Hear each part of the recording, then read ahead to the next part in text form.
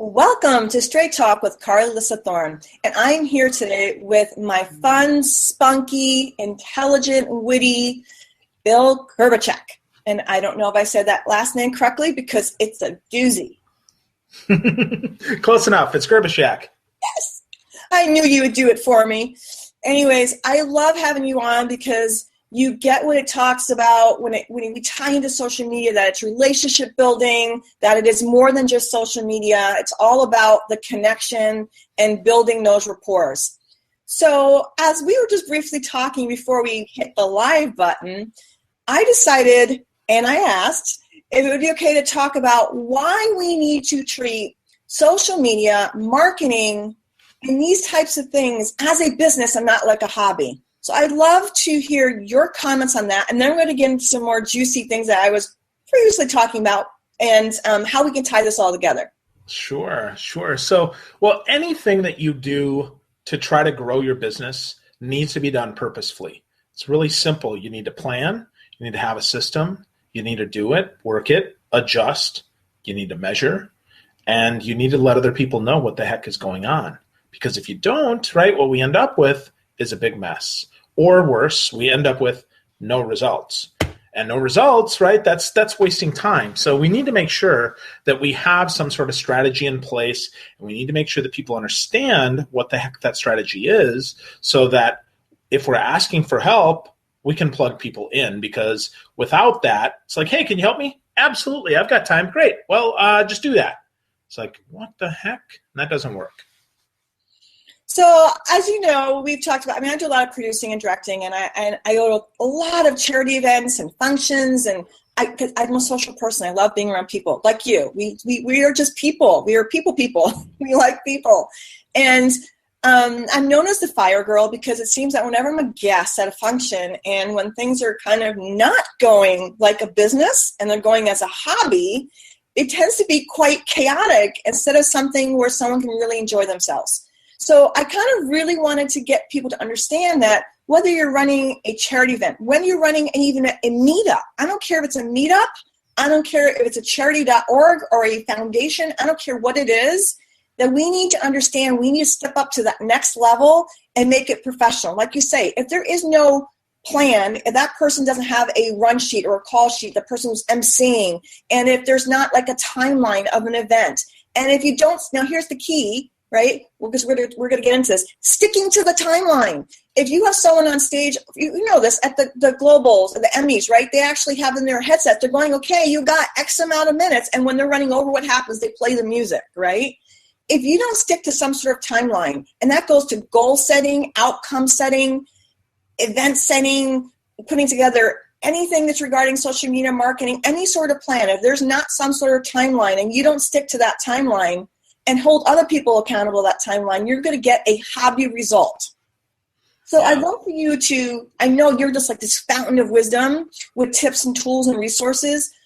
How would you go about sharing some tips and tools and resources for people to get them to understand what tips and tools, like literally resources that they can implement to actually help them perform at that level? Yeah, well, at the most simple level, a pen and a piece of paper is a great tool. You know, I'm a big Moleskine guy. I've got tons and tons of notebooks. I've got in fact, if I look over, I've got a whole tote full of empty notebooks that I plan to fill with information. So that's the first thing, is just, put it down, write it down, and put dates on it, quite simply. But if we want to be, more techie, if we want to complicate it a little bit, but maybe offer it for other people, a simple checklist, like a Wonder List or AnyDo, fantastic tools for you. But as you get, a little bit larger, you need some sort of project management tool, be it a Basecamp, or I've played with, I think it's a Trello. They're great tools for you. But the key is you want the tool to work for you, not you to have to work for the tool. So figure out, check out a couple of them and see, does this do what pen and paper could do, except now it's distributed amongst the whole project team without a lot of training? Because most people, if they can't pick it up and use it, they're not going to. Any platform that requires too much understanding, if you will. Too much thinking means that's a hindrance, and I don't have that kind of bandwidth in my brain. And even if I say yes, I might really mean no. So we have to really be careful of that. Thank you so much for saying that, because I recently was part of a project where they weren't using, I'm not going to say which platform, however, they weren't using Basecamp, they were using something else. And it was so convolutedly complicated. Not everyone's technical savvy.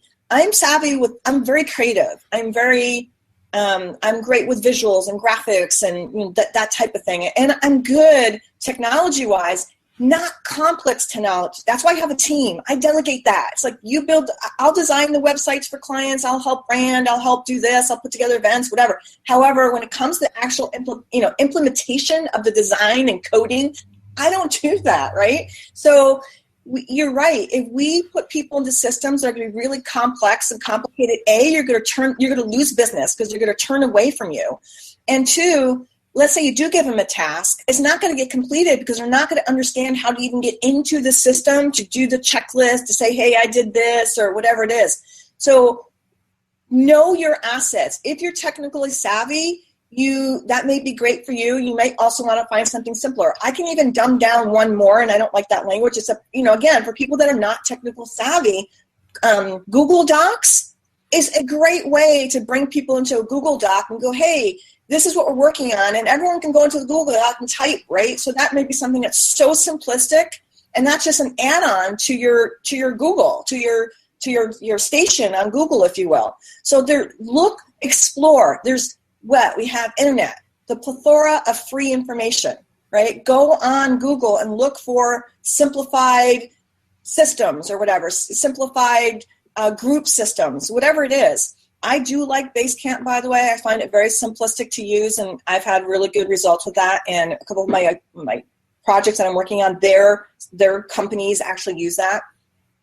So I also use Google Docs a lot, just because I know how simplistic it is for people to just go click and they're in there and they, what have you. So what are some other tools that you find has been really helpful in simplifying? And as a word I like to use is blueprinting, because what we are talking about in essence is we need to get people to understand you need to create that blueprint, that system, so that when people come play with you, whether they're JVing with you or they're coming to speak on your teleseminar or even guest blogging, I don't care what it is.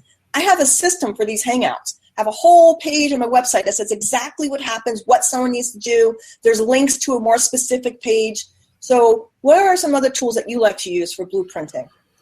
Well, you mentioned the Google Docs, and I would say Google Docs is a great option because it's a simple spreadsheet. It's line by line by line, cell by cell, very simple, very easy. I don't like to complicate things. In fact, I'll tell you, my girlfriend is way better at systems than I am.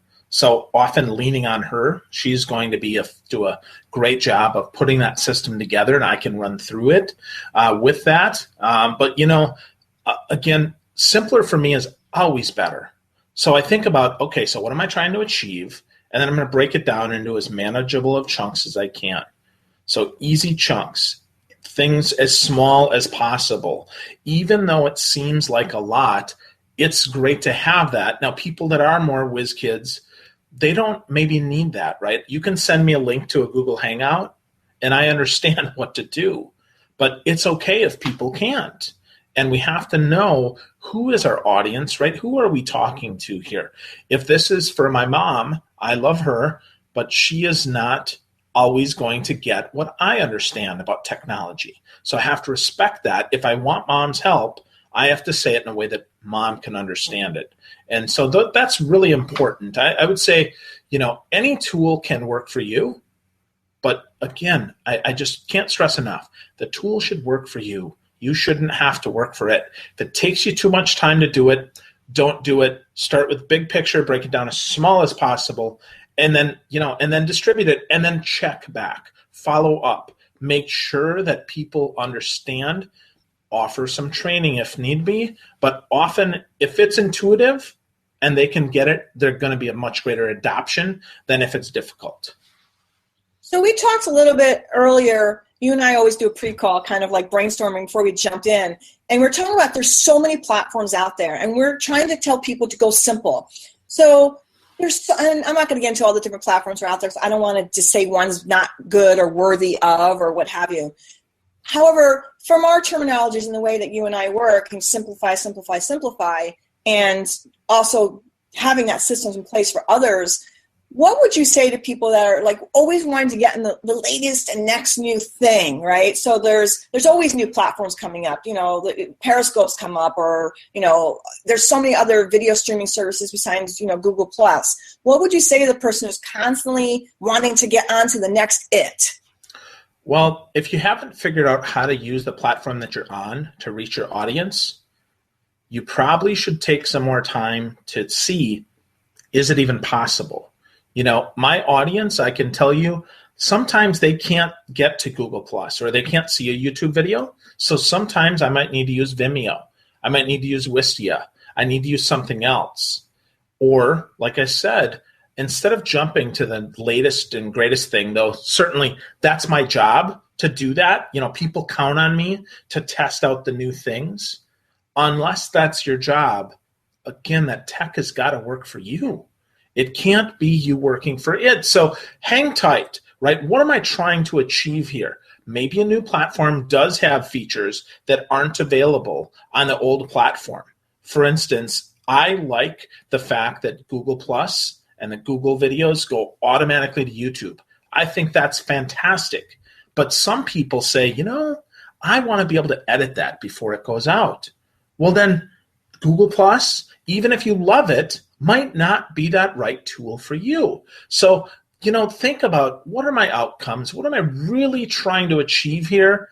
Can my audience use it? That's the other thing. Before you go jump into a new platform, I think Blab could be a really cool tool, but my audience is business owners and people who are not technically savvy. Certainly I can meet a ton of collaborators on there, people that I can do joint venture with, people that I can bring on my show, that you can bring on your show, things like that.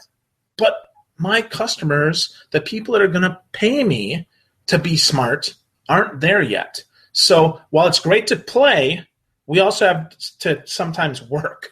We have to make money. So don't get distracted by new and shiny. If you're old and dusty works fine, stay with it. If you don't know how to use it, get training.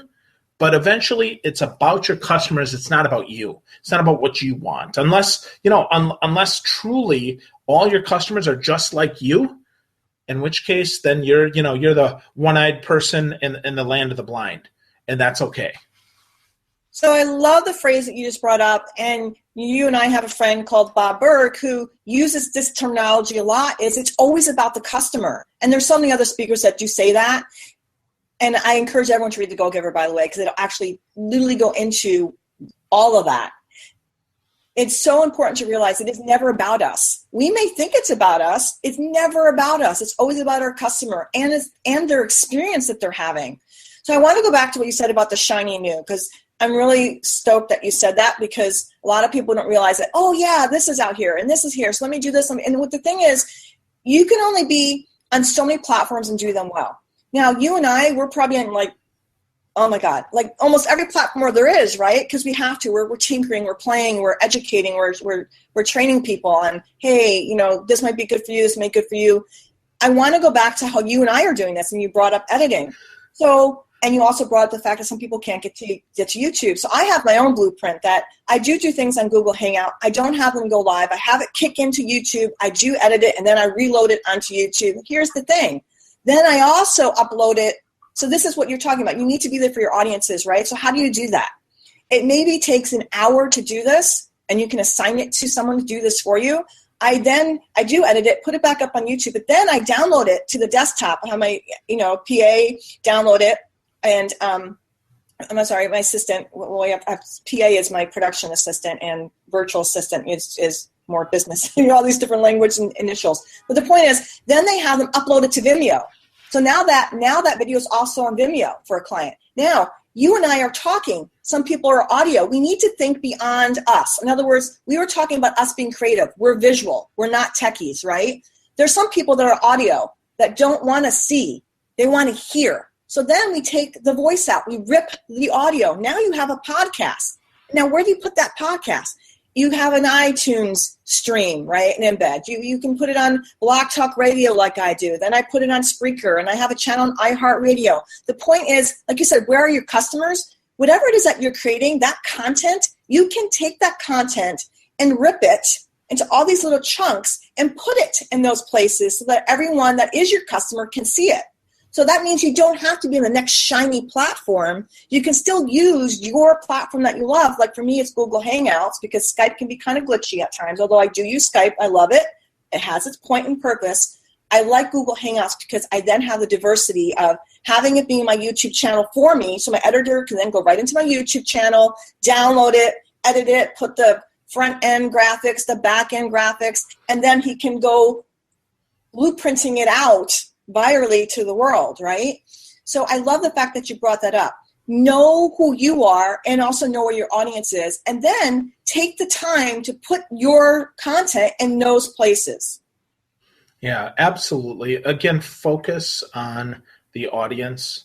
Do what they need. Now, right now, my audience is very small, and I'm migrating to a new platform with my website. So for me right now, I'm okay with the fact that it's going to be on YouTube because when I relaunch, I'm going to relaunch it completely big. So, and I can get other people to help me with that. To your point, Carly, finding an assistant that can do that, likely that's very technically proficient, that has time to do that, likely is going to be a better use of my resources than it is for me to do it myself.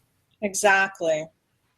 And I love it because like you said, I mean, to me, YouTube is puppies, kittens, and music. It's not interviews like this. It is do it yourself, right? So there's a lot of those types of videos. So if someone says, hey, how do I do this? So it's a reason why I keep these videos up there. However, Vimeo is much more of a professional platform where people that are really looking for more professional interviews will go to.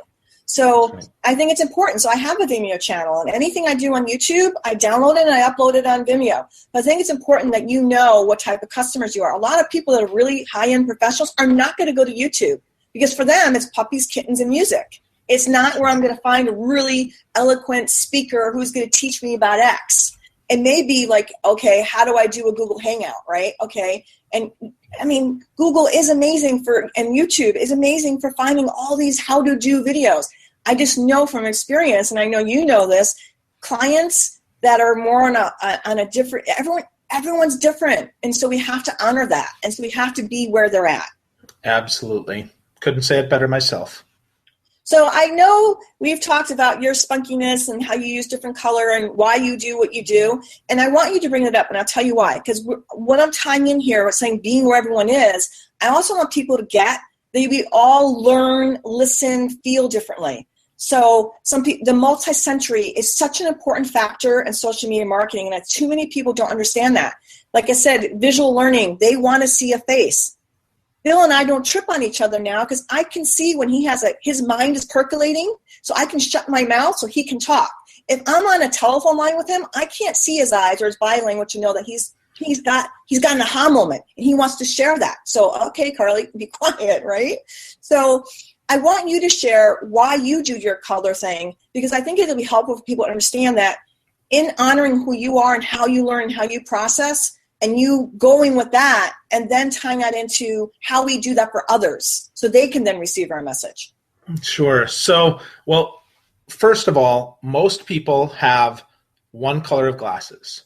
Most people often have black glasses, or maybe they have brown glasses, and they don't shift a lot in that, and that's okay.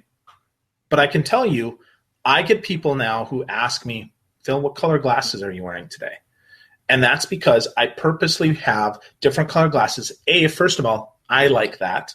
I like color. Color makes me happy. It gives me energy. More energy for me means more energy that I can give to you. So today I've got the green ones on.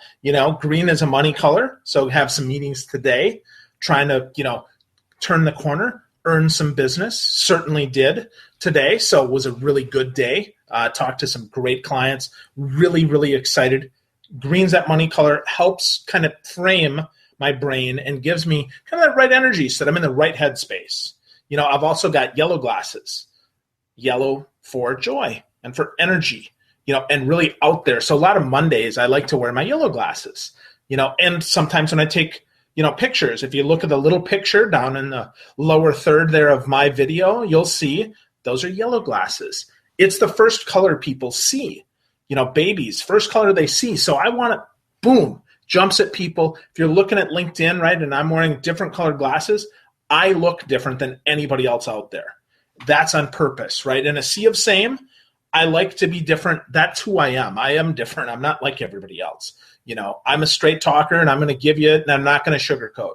So the third color really that kind of represents me is the orange, right, for passion, right? Not passion like in a bad way or in a sexual way, right, but passion like enthusiasm and a passion for helping people, and a little bit kind of that fire, right? I'm a fire sign. I'm a Sagittarius, and I'm not going to get deep into that because that's not my area of expertise, but I've read enough to understand that that's a color that I should embrace. So I do, and then sometimes, I'll sprinkle in a purple here and there because I really dig purple. That's a fun color for most of us. And purple really is a regal color. It's of royalty. So if I'm going to speak to a group of, bankers, I'll usually have purple and green. Those would be the two colors that I have because it just helps. And even if it's just mentally, right, it works. And I can tell you the key to any color is it has to work for you. Some people can't pull off green glasses. I'm not telling you I'm perfect, but some people can't. I can. I dig my green glasses. They work for me. I lean into it. I get it, and I share that. So figure out who the heck are you? What gives you the most energy? What makes you feel the best? And then bring it. Embrace it, own it, and let it be you. And your customers, your clients, your prospects, they'll all respond to what energy you give. So what I love about you too is that as much as you say it's not my expertise or it's my niche, I've read enough. I know that you intuitively get a lot of metaphysical, spiritual connections. A lot of people think I teach a lot about bridging the East and the West. So I teach a lot about metaphysics and feng shui and color marketing and why I never, like in my copy or pick quotes I'm creating, I never use black ink anymore. It's because we see black every day. So our brains don't even register anymore. It's like a muscle memory. We walk out of muscle memory. We read black ink and see black everywhere because it's printed everywhere. It's a muscle memory. When you use a different color ink like blue, your brain has to go, what is that? It's registering. It's actually having to read because it's foreign. It's not something that you see all the time. So I encourage people really to actually look into color marketing and a little bit of why the energy, like he was talking about, like actually it's really we have to have an offline conversation. What he's talking about also ties into the chakra. So the colors that he's talking about, which is a whole nother conversation which I'll be actually teaching about, which is multi-sensory and tying in the chakra colors and energy and actually into marketing, is exactly what he's talking about, which is what like I said, you intuitively know on another level, just hasn't registered. That's, that it's funny because a lot of us don't want to. It's like, okay, we're a business. We can't talk about metaphysics or spirituality or energy because some of our clients are going to think that's woo-woo, right? So it's like, how do we find that balance? And that's why I call it bridging the East and the West. However, what Phil is doing, he's really tying into the colors in our energy centers, which is phenomenal. It ties in with the joy and the passions and all this other stuff. So that's a whole nother hangout we're going to have. Okay. We are. And but it's wonderful. And I just want people to listen to Phil and his energy. It's infectious. His body language is infectious. His smile, all these things mean something. When you see someone's face, you either instantly love them or maybe even hate them and you have no idea why. It's an energy thing. Some people may say I'm hyper. I'm just a very passionate being. That's who I am, right? And so I also realize that I'm not for everybody and that's okay. And I think it's something I'd love you to talk to, because you were talking about owning ourselves, owning our bodies. And I'd love for you to talk on the point of being okay with with realizing that not everybody is our client and then that's okay. Yeah. So the easiest way that I can explain it is if you think about Facebook. Facebook is a world, if you will. It's got, somewhere between 3 and 6 billion people that use it. Lots and lots of people, depending on the day, right? Depending on the survey. But just for easy numbers, let's say it has 1 billion people. Okay, 1 billion people. Do you really think for even a minute that 1 billion people are going to like you? Do you think that even 1 billion people could possibly do business with you? Now, if you say, well, my product or service is for everybody, here's how I'm going to prove to you that it's not. I want you to pick up the yellow pages. Yep, old thing, and look for the everybody section. There isn't one. There's no advertising there. Now, you want to go online, go to facebook.com/ads, and place an ad for your product or service to the entire Facebook universe. How expensive is that, right? Because you're trying to reach 1 billion with a B people. Holy crap. Now, there's no way that you can. What do they like? What gender are they? Where do they live? What colors do they like? What words do they like? What kind of education do they have? You can't possibly know. So I want you to niche this down. I want you to niche down, pick a zip code. Let's say the 90210 zip code, Beverly Hills, right? And let's say women who are left-handed, who like the color yellow, who also have liked the Real Housewives of Beverly Hills. We probably are now down to a universe of, let's say, 1,000 people. Do we know now more about them? Absolutely. And how much does that cost to reach those 1,000 people? Maybe because it's an affluent zip code, maybe a lot. So maybe we have to narrow that down even more.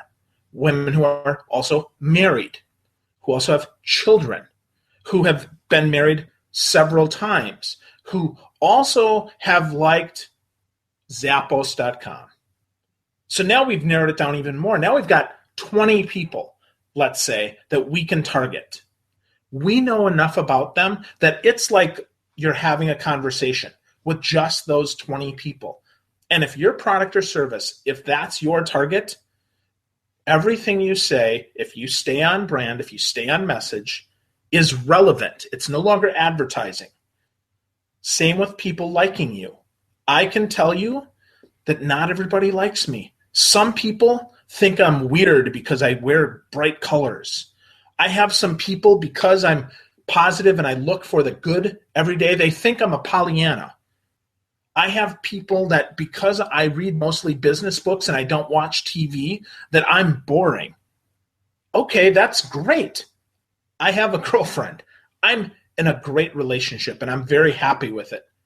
I just had to convince one person that, I'm great. And really, I didn't convince her. She convinced herself. We don't really convince anybody. So think about that. Narrow that down. One person. Now, I bet, and I probably shouldn't say this too loud, right? She's in the other room. But there's probably, 2 or 3 other people in the world that might also be okay for me. So if she, decides that she wants to, move somewhere else, and please don't do that, right? I'm very happy with her, but I'm just saying, right? So that's likely because they have similar characteristics. May not be as happy in some ways, happier in others, whatever the heck it is, right? And this is no, again, reflection on my relationship, but I'm just saying for business, it's the same way. If there's a customer, you got somebody just like them. Now, if you're too niche, right? If you're only serving 3 people, that's too much niche. But most of the time, right, we have 1,000 people or even 50 people, and then we can do people that look like them and change one of the variables. Oh, so now they don't have to be left-handed. Oh, okay. Now they don't have to have green eyes. Okay. Now they don't have to like that TV show, right? And that's how I approach it. And that's really what I try to teach. A, it's cheaper. B, it's real life. And C, it's possible. Right? That's the important thing. It is possible to talk to 20 people like you know them well if you have enough characteristics and if you do know them well. So that goes to, I'm going to tie it all back in a little bow here, is when we over diversify. So we go to a zillion different platforms and we're trying to preach the choir to literally like all these platforms and all these diversity of people. And I agree with the fact that getting too niche can be a disservice then, because it's so micro-focused that you actually lose a lot of business because there is peripheral within even micro. And if you get too wide of a spectrum, people have no clue what to actually come to you for. Now, and in some cases, some people might have 2 or 3 businesses And that also can get kind of tricky because I play heavily in the production world, and when I'm producing and directing, I do a lot of that with charities and organizations and indies and that type of nature.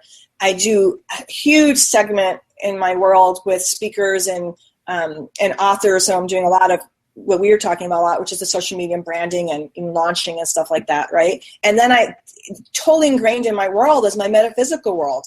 And I've always had that literally next to me my entire journey through the business world as well.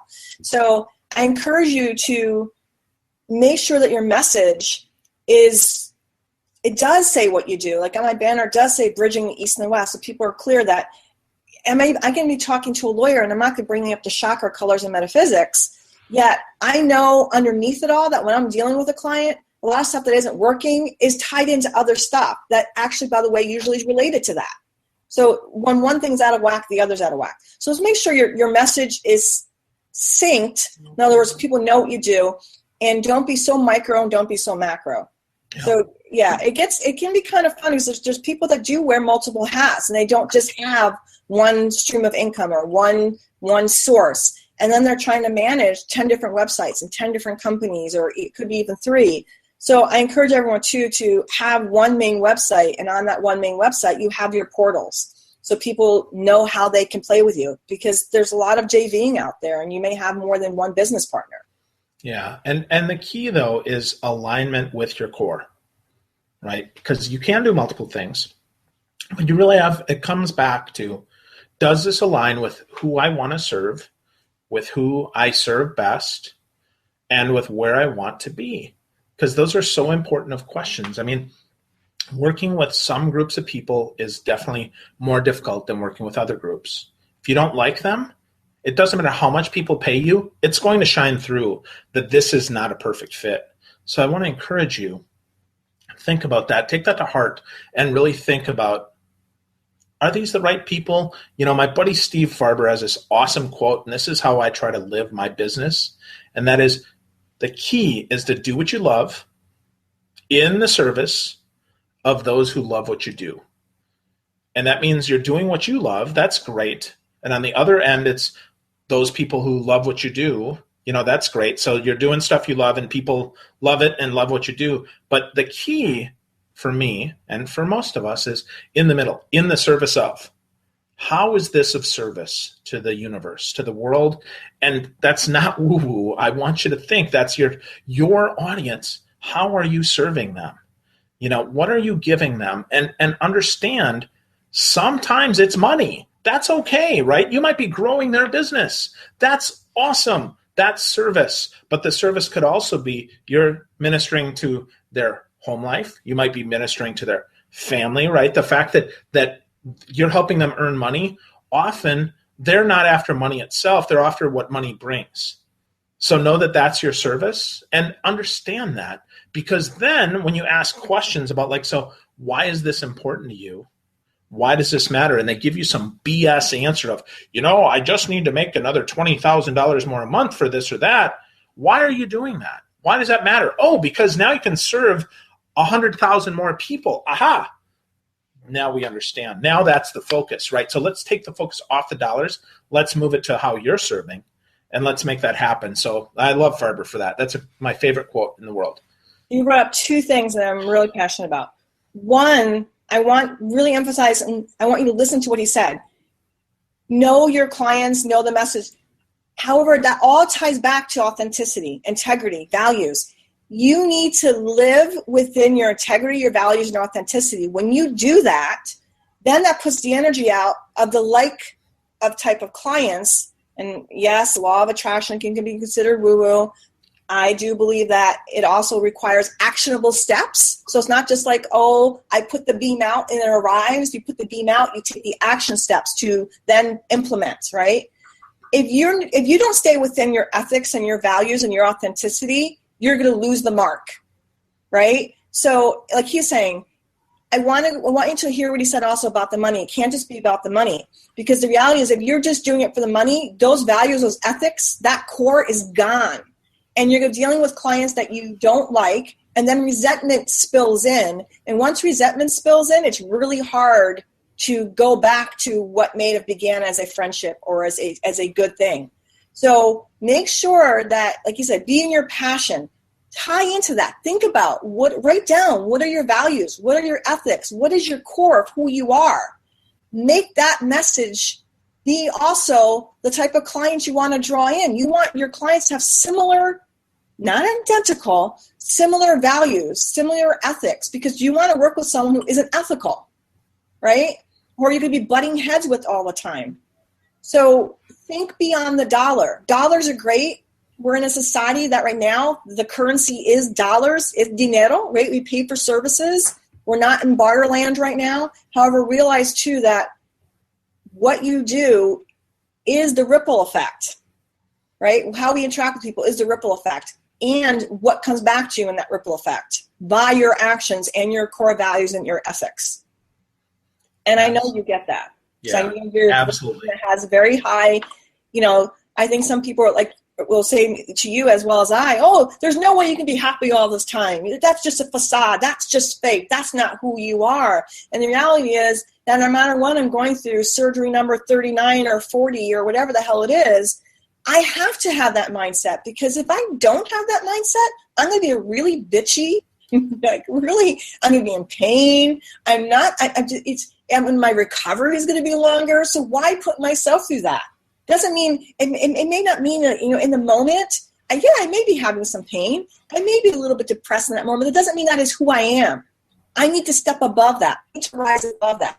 So do you and I have meltdowns? Do we have fights with friends? Do we okay with something that isn't ethical because, we're in the space? We all have those issues. We're human. The difference, I think, is that you and I are just very hyper-conscious on ourselves. We're hyper-conscious of being within our ethics, our values, and our core, and who we choose to play with. Yeah, I would. The one thing I would add to that is it's not about just saying everything is wonderful.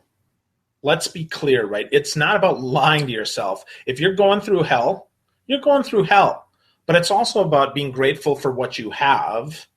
Really important, right? Practice that gratitude muscle, a muscle that needs practice every single day, first and most important. And secondly, it's understanding that you'll get through this. Like tomorrow is another day. So far, I've made it 42 years in about 3 months. Okay? I'm going to probably make it till tomorrow. And if I don't, guess what? There's nothing I can do about it. So just know that, today might suck, tomorrow might suck, might suck for a week, but it will get better eventually. It always does, and that's the thing. And better is a mindset, right? Because better does not mean better than you're doing. It's better than I was yesterday, and we have to focus on that. Now, I can tell you, it's easy to lose focus. Woe is me. Hey, that's easy. That's easy to do, right? Whining about everything, that's easy. It takes much more conscious attention to choose to say, wow, this isn't so bad. This could be a lot worse. Here's what I'm grateful for. So I would just say, again, not about pretending that things are great. It's about shifting your focus and being conscious. Well, there's an actual phrase. For example, we get feedback. We have two choices to that feedback. We can get defensive, so we can react, or we can take the information in, contemplate it, and respond. So everything is a choice. How we choose to react, how we choose to be, how we choose to have something affect us, it's all a choice. So in that moment of choice, you have the choice to, I stubbed my toe and let me ruin that day, or I stubbed my toe and now on to the next thing. So it, like you said, it is a mindset. It's a mind shift. It's a mind focus. So every single moment of our life is a choice point. And that choice point creates the ripple effect of the rest of your day or the rest of your year or the rest of your month or however you want to look at it. There's something to be said why the statement of, live day by day has how can I put this? Why it's so important, because if you're living day by day and you can be in the moment to moment, you can do and make better choices. When we're all the way in the future or all the way in the past, we're in the past. We're coming from really self-sabotaging and self-judgment and critical and defensiveness and hurt and wounds, right? And if you're in the future, you have all these other unconscious stories that come up. I can't do this. I'm not good enough. It's never going to happen. Well, if you focus on where you are and you go, okay, these are the outcomes I do want, and this is where I am now. Let me put in a blueprint or a system to get there. Then you have something to focus on, right? Yeah. And that system, right? That we'll come back to that because I think that's a good place, to kind of recenter ourselves. Do we have a system for a good day? Do we know what that looks like? Right? Because if we do, right, if we know that when we take a walk, we have a better day. If we're having a bad day, go take a walk. Now, they're not directly correlated. That's not what I'm trying to suggest. But I am suggesting that if something brings you joy yesterday, it may bring you joy tomorrow. It might bring you joy right now. If exercising gives you more energy and your day is depleted of energy, might I suggest trying to go exercise, right? So it's just something to think about because I really think if we, that's why we practice gratitude, right? I'm grateful for this. I'm grateful for that. I'm grateful, that this morning I got up and I got, 20 minutes on the Stairmaster. It's all I had time for today, but I'm grateful for that. And so I know that, I got 20 minutes yesterday. I had some energy. That was good. So now maybe tomorrow, maybe I do 40 minutes, maybe I get more energy, but maybe 60 minutes, now I'm tired again. So I look back, right? You have that system for what works. Or, here's how I follow up on my business. This is what works and it takes 10 times. So when I get discouraged at 6, I'm like, well, Phil, it usually takes you 10 times. So don't get discouraged at 6, dude. Press on. Keep going. 7, 8, and 9, right? We just need a couple more. And sometimes it's shorter. Sometimes it's longer. But if I have a system that I can fall back on, now, right, it helps me stay in perspective, stay in the present. Something I want to touch upon, too, that you said that's really important as we're talking about systems and blueprints and all this stuff, is that you just mentioned, well, today I had 20 minutes. That's all I had time for. So you had a choice. The choice was not to do anything. None. I'm not going to do 20 minutes. Or I'm going to do 20 minutes. I think too many times we're in this illusion of a constant perpetual time crunch. I'm too busy. I don't have time. Is any benefit. It may be that you get up in the morning and only read for 15 minutes, and the next day maybe that you could get to read for 20 minutes, or the next day you get to do it for 30. Don't not do a good behavior or a good habit in lieu of that. It's not going to maximize the time that you want. Whatever that time that you get in is important because that creates the habit that the next day it may be 5 more minutes, and then one day it may be 15 minutes, whatever that is. And I'm not talking about just about exercise. I'm talking about all of our life, everything that we do in life, whether it be that, our emails, our education, our health, our eating, everything's a choice point. Don't just go poo-pooing it because I don't have X amount of time, right? What time you do have allotted for that, get some of it in there. So you start creating that habit. And then you can start micromanaging your time better when you start to see, hey, this happens here. I got this going on here. And you can actually start looking at the time that you do have and how you most effectively want to use it. Yeah, absolutely. Comes back to values and systems all the time. Always. So I'd like for you to wrap this up because, you and I mean, we're already, going in here and I don't like to make them so long because, I value people's time and you and I could talk forever and ever. So why don't you wrap it up and tie things back into systems and some last minute tips and tools or resources that you'd love to share? Sure. So I think, first of all, don't overcomplicate technology. Simple is better. If you have a moleskin and a pen, you have enough tools. Certainly there are tools that help make it easier to share, but truly don't overcomplicate. That's the first thing. Second, let technology serve you. Don't be technology's master. If it's not working, get training or give it up. Third, focus on your audience. Who are you serving? How are you serving them? Bring it back to Farber's quote, right? Do what you love in the service of those who love what you do. If you can focus on them, even if you're having a really crappy day, and you think of one of those pieces, I'm doing what I love. Even if the outcome isn't great, that's awesome. If I'm serving people, that's fantastic. If I'm loved by the people that I'm serving, that's awesome too. And if I can bring them all together, holy crap, that's an amazing day.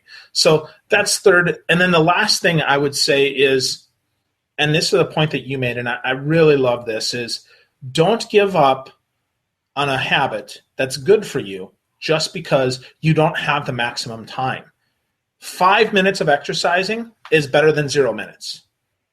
Take 20 minutes, take 5 minutes, take any time that you have, even if it's just going to the gym, opening the door and like, crap, I got to go. Build that habit, build that muscle. And I would tell you the best muscle you can build is your gratitude muscle.